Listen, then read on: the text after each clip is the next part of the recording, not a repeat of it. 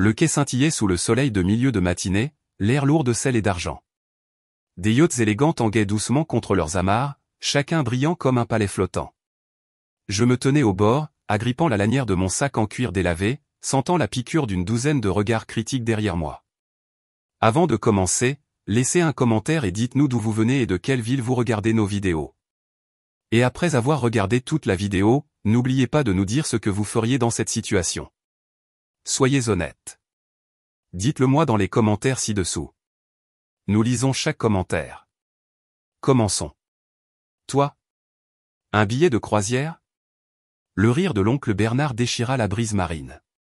Il s'appuyait sur sa canne à pommeau d'argent, celle dont il n'avait pas besoin mais qu'il portait pour paraître important. Rêve toujours, ma petite. Peut-être qu'ils te laisseront porter les bagages si tu leur fais un joli sourire. Des rires éclatèrent derrière lui, le gloussement strident de tante Léa, le ricanement moqueur de Camille. Ils adoraient les moments comme celui-ci, ceux qui me rappelaient que je n'avais jamais eu ma place parmi eux.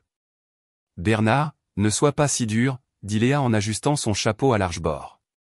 Elle est probablement ici pour regarder les bateaux. Pauvre petite. Ce doit être ce qu'elle aura jamais de plus proche des vacances. Leur fille, Camille, eut un sourire narquois en rejetant ses cheveux brillants par-dessus une épaule. Ou peut-être qu'elle espère que quelqu'un laissera tomber un euro par-dessus bord. Je ne bougeais pas, ne sciais pas. J'avais appris que le silence déconcertait les gens plus que la colère ne le pourrait jamais. Les mouettes criaient au-dessus de nos têtes, comme si elles se moquaient d'eux en mon nom. L'oncle Bernard gloussa de nouveau. « Qu'est-ce que tu fais ici, Élise? Ne me dis pas que tu penses qu'un de ces yachts t'appartient. » Ma voix sortit, calme mais tranchante. Peut-être bien que si. Il rit si fort qu'il faillit en laisser tomber sa canne. Toi? S'il te plaît. Tu peux à peine payer ton loyer. J'ai entendu dire que tu travailles toujours comme assistante dans cet hôtel d'une petite ville. Sois réaliste, ma chérie. Camille prit une photo de moi avec son téléphone. Pour la discussion de famille, dit-elle doucement. Légende, rêveuse sans laisser passer pour le quai. J'expirais lentement, les yeux fixés sur l'horizon. Vous devriez peut-être économiser votre batterie, dis-je doucement. Quelque chose me dit que vous voudrez enregistrer ce qui va se passer. L'oncle Bernard me regarda comme si je venais de revendiquer la lune. Et qu'est-ce que ça veut dire? Avant que je puisse répondre, des bruits de pas résonnèrent sur les planches de bois fermes, déterminés, le genre de pas qui exigeait le respect. Un homme dans un uniforme blanc impeccable s'approcha, sa casquette à garniture dorée scintillant sous le soleil. La foule de badauds s'écarta instinctivement alors qu'il marchait droit vers nous. « Excusez-moi, » dit Bernard avec un sourire suffisant. « Si vous cherchez la propriétaire, » il pointa un pouce vers moi, « elle est probablement perdue. » Le capitaine ne lui jeta même pas un regard. Il s'arrêta devant moi, la posture parfaite, l'expression impassible. Puis, au grand choc de tous, il fit un salut respectueux. « Bonjour, mademoiselle Dubois, » dit-il d'une voix profonde et claire. « Le yacht est approvisionné en carburant et attend vos ordres. Votre équipage est rassemblé, et l'équipe de traiteurs a chargé le menu que vous avez demandé. » Chaque mot tomba comme un coup de tonnerre. Les rires derrière moi s'éteignirent instantanément. Tante Léa se figea, le souffle coupé. Camille abaissa son téléphone, les lèvres entr'ouvertes d'incrédulité. L'oncle Bernard cligna des yeux. « Comment l'avez-vous appelé? » Mademoiselle Dubois, répéta le capitaine, imperturbable. Propriétaire de l'Azur Infini. Devons-nous partir comme prévu? Un sourire se dessina sur mes lèvres. Oui, capitaine. Donnez-moi 5 minutes. Il hocha vivement la tête. Eh, madame. Puis il se retourna et repartit vers le yacht. Mon yacht. Sa coque polie brillait sous la lumière du soleil comme un miroir reflétant chaque once de leur incrédulité. Le silence s'empara du quai. Tu as acheté ça? Balbutia Camille. Techniquement, dis-je en ajustant mes lunettes de soleil, je l'ai d'abord conçu. La bouche de tante Léa s'ouvrit en grand. Conçu? Mais de quoi parles-tu? Je suis l'architecte d'intérieur principal du projet Dubois Naval, dis-je. Quand les investisseurs se sont retirés, j'ai pris un risque et j'ai acheté le prototype avec les économies que vous vous moquiez tous de me voir garder. Le visage de l'oncle Bernard perdit toute couleur. tu plaisantes. Je m'approchai, baissant la voix. Vous vous souvenez quand vous m'avez dit que je gâcherais ma vie à poursuivre des choses impossibles? Que je devrais peut-être trouver un homme pour me sauver? Il déglutit difficilement, ne disant rien. Eh bien, continuai-je, il s'avère que je n'avais pas besoin d'être sauvé. J'avais juste besoin que vous continuiez à douter de moi assez longtemps pour que je vous prouve que vous aviez tort. Camille recula d'un pas, sa posture parfaite vacillant. Mais comment? Tu as toujours été silencieuse, invisible. Je souris faiblement. C'est drôle comme les gens confondent le silence avec la faiblesse. Le capitaine revint avec un autre salut. Mademoiselle Dubois, la marée est idéale. Dois-je me préparer à larguer les amarres? Oui, capitaine, dis-je doucement. Allons-y, alors que je montais sur la rampe, le vent saisit mes cheveux, les rejetant par-dessus mon épaule comme un dernier adieu à la vie dans laquelle ils avaient essayé de m'enfermer. Le pont du yacht brillait sous mes pieds, solide et mien. Derrière moi, la voix de l'oncle Bernard se brisa. Élise, attends. Allons. Tu ne possèdes pas juste un yacht. Je me retournai, croisant son regard déconcerté. Vous avez raison, dis-je. J'en possède 3. Des hoquets de surprise parcoururent la foule. Les lunettes de créateur de Léa glissèrent sur son nez. Camille murmura, c'est pas possible. Je m'appuyai contre la balustrade, calme et posé. Profitez bien du quai, tout le monde. J'ai un océan à explorer. Les moteurs vrombirent, un bourdonnement profond et puissant qui fit vibrer les planches. Alors que le yacht commençait à s'éloigner de la jetée, leurs silhouettes rapetissèrent petites, impuissantes, insignifiantes. Et pour la première fois depuis des années, je me sentis légère. Chaque insulte, chaque sourire narquois, chaque mot cruel ils restèrent sur ce quai. Je n'avais pas besoin de crier. Mon succès parlait plus fort que n'importe quelle vengeance n'aurait jamais pu le faire. La mer s'ouvrit grande devant moi, et à mesure que le littoral s'estompait, les derniers vestiges de celle que j'étais s'évanouirent également. Je n'étais plus l'échec de leur famille. J'étais la femme qu'ils n'auraient jamais dû sous-estimer. Le soleil descendit bas alors que l'azur infini fendait la mer ouverte, laissant derrière lui une traînée d'or et d'écume. Le son des moteurs ronronnait comme une victoire, constant et calme. Je me tenais près de la balustrade, sirotant une limonade fraîche, entendant encore les échos de leur silence stupéfait dans mon esprit. Pendant des années, j'avais été la rêveuse en difficulté de la famille, celle qui ne cadrait jamais, celle qui restait silencieuse au dîner pendant que tout le monde comparait salaire et vacances. Mais maintenant, pour la première fois, je n'avais rien à prouver. Je devais juste continuer à naviguer. Mon téléphone vibra sur la table à côté de moi. Oncle Bernard. J'ai failli l'ignorer, mais la curiosité l'emporta. Je répondis, allô. Sa voix était hésitante, presque faible. Élise, écoute. À propos de tout à l'heure. Eh bien, peut-être que nous sommes allés trop loin. On plaisantait, c'est tout. Plaisanter? Dis-je tranquillement. C'est ce que vous appelez des années d'humiliation? Il soupira lourdement. Tu dois comprendre. Nous ne pensions pas que tu. Eh bien, nous ne pensions pas que tu deviendrais comme ça. Tu nous as surpris. Je souris faiblement. C'est ça le problème, oncle Bernard. Vous n'avez jamais pensé du tout. Il y eut une pause, seulement le bruit lointain des vagues entre nous. Peut-être qu'on pourra parler quand tu reviendras, dit-il finalement. Ta tante se sent très mal. Vraiment, demandai-je. Parce que la dernière chose qu'elle m'a dite, c'est que la pauvreté coulait dans mes veines. Difficile d'oublier quelque chose comme ça. Il se tut de nouveau. Pour la première fois, il n'avait pas de répartie. Bernard, dis-je après un moment, ma voix s'adoucissant, je n'ai pas construit cette vie pour vous rendre jaloux. Je l'ai construite parce que j'en avais assez d'attendre la permission de vivre. La ligne resta silencieuse. Puis, presque dans un murmure, il dit, tu es bien la fille de ton père, tu sais? Il aurait été fier. Cela me laissa sans voix. Il raccrocha avant que je puisse répondre. Je restai là longtemps, laissant les mots s'installer. Mon père, parti trop tôt, avait été le seul à croire en moi quand tout le monde riait. Je l'avais perdu avant d'avoir réussi. Maintenant, le succès que j'avais semblait presque doux amer. Une ombre bougea à côté de moi. C'était le capitaine Martin, le même homme calme et respectueux qui avait stupéfié ma famille plus tôt. « Tout va bien, madame ?» demanda-t-il. « Oui » dis-je en regardant le coucher de soleil. Je réalise juste que gagner ne ressemble pas toujours à une vengeance. Parfois, ça ressemble juste à la paix. Il hocha la tête. La paix est la meilleure des victoires. Je souris. Vous avez peut-être raison. Il ajusta sa casquette et regarda vers la lumière déclinante. Amarrage à Nice demain matin. Dois-je confirmer votre liste d'invités? Liste d'invités, froncai-je les sourcils. Oui, madame. L'événement caritatif que vous organisez à bord demain soir. C'est toujours à l'itinéraire. Pendant un instant, j'avais oublié. L'événement n'était pas pour la publicité.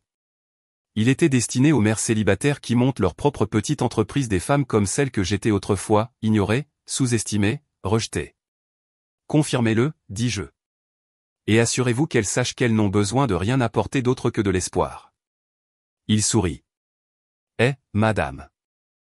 Alors qu'il s'éloignait, les lumières du yacht s'allumèrent, un or doux se détachant sur le bleu profond de la mer. Je jetai un dernier regard vers l'horizon lointain. Quelque part là-bas, ma famille finirait par voir les gros titres des journaux sur ma fondation, mes créations, mon travail. Mais d'ici là, je serais bien au-delà du besoin de leur approbation. Car le succès, ce n'était pas seulement de leur prouver qu'ils avaient tort. C'était de me prouver à moi-même que j'avais raison. Les vagues murmuraient sous le pont, régulières et sans fin. Et cette fois, je ne fuyais pas mon passé. Je naviguais droit vers mon avenir. Le lendemain matin, le port de Nice scintillait sous un ciel doré et doux. La silhouette de la ville se reflétait sur l'eau calme, et mon yacht, l'azur infini, semblait sorti d'un rêve. L'équipage s'affairait vivement, installant des tables, des lumières et de délicates fleurs blanches pour le gala de charité du soir. Il ne s'agissait pas de luxe, il s'agissait de raison d'être. Chaque assiette, chaque siège, chaque bulletin de don était destiné à des femmes qui s'étaient autrefois trouvées là où j'étais, mises en doute, sous-estimées, invisibles. Je vérifiai la liste une dernière fois. Toutes les candidates d'entreprises locales sont confirmées, dit le capitaine Martin, tenant son presse-papier. La couverture médiatique est approuvée, et... Il hésita. Un invité a demandé à entrer sous le nom de votre famille. Mon estomac se serra. Qui? Bernard Dubois. Pendant un moment, je ne répondis pas. Le nom flottait dans l'air comme une ombre. Approuvé, dis-je finalement. Laissez-le venir. Le capitaine hocha la tête. Compris, madame. Au crépuscule, le port brillait. Le pont était animé par une musique douce et des rires étouffés. Des femmes en robes élégantes mais modestes se mêlaient aux investisseurs, partageant des histoires de lutte et de survie. La brise marine portait des senteurs d'agrumes et de sel. L'ambiance était paisible jusqu'à ce que je le voie. L'oncle Bernard se tenait près de l'entrée, mal à l'aise dans un costume qui ne lui allait pas tout à fait, les mains jointes derrière le dos. Sa fierté semblait être restée sur le quai. « Élise » dit-il en s'approchant lentement, les yeux incertains. Je le toisai. « Je ne m'attendais pas à vous voir ici. »« Je le voulais » dit-il tranquillement. « J'ai lu ce que vous faites. La fondation, les bourses. C'est impressionnant. »« C'est drôle » dis-je. Vous aviez l'habitude d'appeler mes idées des fantaisies caritatives mignonnes. Il expira, la culpabilité adoucissant son visage. Je le mérite. J'avais tort. Je croisai les bras, mon ton calme mais ferme. Vous ne vous êtes pas contenté de douter de moi, oncle Bernard. Vous m'avez humilié lors des dîners de famille, des anniversaires, des fêtes. J'ai passé des années à essayer de prouver que je méritais une place à la table dont vous ne me laissiez pas approcher. Son regard tomba sur le pont poli. Je sais, et je ne peux pas défaire cela. Le silence s'étira entre nous, rompu seulement par le doux bruit des vagues. Puis, pour la première fois, je vis quelque chose dans ses yeux, du regret. Un regret réel et pesant. Il regarda les invités, les décorations, les femmes qui riaient près de la balustrade. « Tu as construit tout ça » dit-il doucement, sans l'aide de personne. « Non » dis-je en secouant la tête. « Pas sans aide. Sans votre aide. J'en ai eu beaucoup de la part de gens qui croyaient en moi. Des gens que vous n'avez jamais vus parce que vous étiez trop occupés à regarder de haut. » Il hocha lentement la tête. Je suis venu ce soir parce que je voulais voir la femme que tu es devenue et te dire que je suis désolé. Ce n'était pas grand-chose, mais c'était plus que tout ce que j'avais jamais reçu. J'étudiais son visage, les années d'arrogance balayées par l'humilité. Vous savez, dis-je gentiment, pendant des années, j'ai pensé que la vengeance me libérerait, mais ce n'est pas le cas. C'est le pardon qui libère. Ses yeux brillèrent. Tu me pardonnes? J'acquiesçai. Non pas parce que vous le méritez. Parce que moi, je le mérite. Il déglutit difficilement, puis sourit faiblement. Tu parles exactement comme ton père. À ces mots, ma gorge se serra. La mention de mon père, parti avant tout ce succès, me toucha profondément. Il m'a appris que le respect n'est pas donné par le nom de famille ou l'argent. Il se gagne par la façon dont on traite les gens. Le capitaine s'approcha et murmura discrètement, « Ils attendent votre discours, madame. » Je regardai mon oncle. « Restez. Écoutez. Peut-être que vous comprendrez qui je suis vraiment maintenant. » Il hocha la tête en silence. Je me dirigeai vers le micro alors que la foule se tournait vers moi, l'océan scintillant derrière. « Quand les gens doutent de vous, commençai-je, la voix assurée, laissez-les faire. Car parfois, la meilleure vengeance n'est pas de leur prouver qu'ils ont tort, c'est de se prouver à soi-même que l'on a raison. » Les applaudissements emplirent l'air, se mêlant au rythme des vagues. Et pour la première fois de ma vie, le quai n'était pas un lieu de moquerie. C'était là où tout avait commencé et où j'avais enfin trouvé la paix. La nuit s'approfondit, et le port scintillait des reflets dorés et bleus des lumières du yacht. Les rires, le tintement des verres et la douce musique d'un violon remplissaient l'air. Le gala battait son plein. Pour une fois, je n'étais pas une observatrice silencieuse, j'en étais le centre, non pas à cause de la richesse ou d'un titre, mais parce que j'avais construit quelque chose de réel. En descendant de la scène après mon discours, j'aperçus l'oncle Bernard debout près de la balustrade, regardant la mer. Sa posture fière avait disparu. Ses épaules étaient affaissées comme celles d'un homme accablé par des années de culpabilité. Les invités se mêlaient et prenaient des photos, et quelques journalistes demandaient des citations, mais mes yeux restaient fixés sur lui. Il semblait perdu, seul. Pendant une seconde, j'ai failli me détourner. Puis je me suis souvenu des paroles de mon père, « La gentillesse n'est jamais une faiblesse, Élise. C'est la force déguisée. » Je marchai lentement vers lui. « On dirait que vous avez vu un fantôme, » dis-je doucement. Il eut un rire amer. « Juste des souvenirs. J'amenais ton père ici quand nous avions ton âge. On regardait les yachts et on rêvait d'en posséder un jour. Je n'aurais jamais pensé que ce serait sa fille qui le ferait. » Je souris faiblement.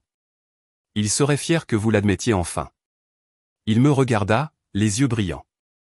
J'aurais dû mieux te traiter, Élise. Je savais que tu avais quelque chose de spécial, mais j'ai laissé la jalousie m'aveugler. Tu me rappelais trop ton père, intrépide, têtu, impossible à contrôler. Je voulais écraser ça avant que le monde ne le fasse. J'expirais, ma voix basse mais assurée. Le monde ne m'a pas écrasé, oncle Bernard. Mais vous, vous avez failli le faire. Il hocha la tête, la voix brisée. Et je vivrai avec ça. Juste à ce moment, une forte agitation rompit le calme. Un serveur trébucha près du bar, renversant un plateau de verre. Le fracas surprit tout le monde.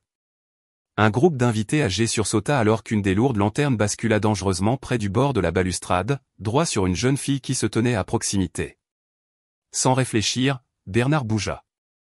Il se jeta en avant, attrapant la lanterne en métal avant qu'elle ne la heurte. La jeune fille cria. La foule retint son souffle et la lanterne tomba sans dommage sur le pont. La manche de Bernard se déchira et un bord tranchant lui érafla le bras, laissant une fine ligne de sang. Pendant un instant, tout se figea. Il grimaça mais força un sourire tremblant. Je suppose que je bouge encore vite pour un vieil imbécile. Je me précipitai vers lui, lui prenant le bras. Vous saignez. Ce n'est rien, dit-il en balayant l'incident d'un geste. Juste une égratignure. La mère de la petite fille se hâta, le remerciant à plusieurs reprises. Bernard hocha juste la tête silencieusement, embarrassé par l'attention. Alors que la tension retombait, je réalisai quelque chose. L'homme qui s'était autrefois moqué de ma douleur venait de se mettre en danger pour protéger une inconnue. Peut-être essayait-il enfin de changer non pas avec des mots, mais par des actes. Plus tard dans la nuit, alors que les invités partaient et que le pont du yacht se calmait, je le retrouvai près de la poupe, soignant son bras avec une serviette en papier. « Vous n'étiez pas obligé de faire ça, dis-je doucement. » Il sourit faiblement. « Peut-être que j'en avais besoin. » Il regarda les vagues. « Tu m'as montré ce soir à quoi ressemble la vraie force, Élise. Ce n'est pas l'argent, ni le statut. C'est la grâce. Je n'ai jamais eu ça. » Je posai une main sur son épaule. « Alors, commencez maintenant. » Il cligna des yeux, les yeux humides. « Tu me laisserais faire ?» J'acquiesçai. Tout le monde mérite de repartir à zéro. Le yacht tanguait doucement, la mer murmurant sous nous. Pour la première fois, nous nous tenions ensemble en silence. Non pas comme des ennemis, ni comme des opposés, mais comme une famille apprenant enfin à guérir. Alors que les lumières de la ville scintillaient sur l'eau, je réalisai que cette nuit ne tournait plus autour de la vengeance. Il s'agissait de tourner la page.